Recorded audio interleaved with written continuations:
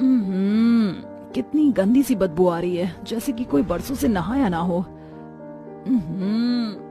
नाना जी, आपके पास से इतनी गंदी सी स्मेल क्यों आ रही है? अरे नहीं, ये मैंने क्या बोल दिया? मीनल की बात सुनकर उसकी पांचों नंद चिढ़ गईं और उन्होंने अपने कदम पीछे को कर लिए।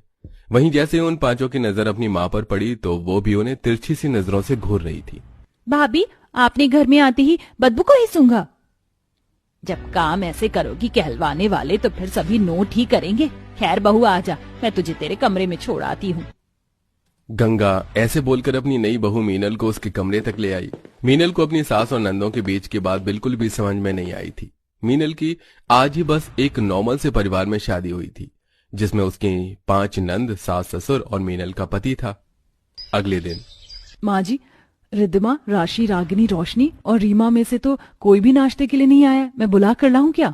नहीं बहू, रहने दे, उन्हें बुलाने से कोई फायदा नहीं है। वो महारानियां तो अपने कमरे में ही नाश्ता करती हैं।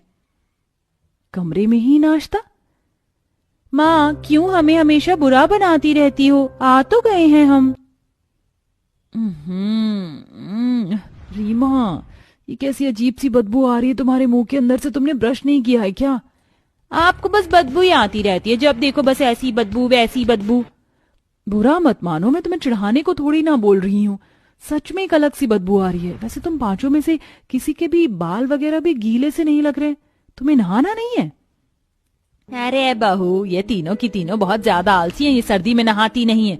मुंह भी इनका किस्तों में धुलता है, इसीलिए ये ऐसे ही सड़ी सी सड़न मारती ही रहती हैं। क्या ये नहाती नहीं है?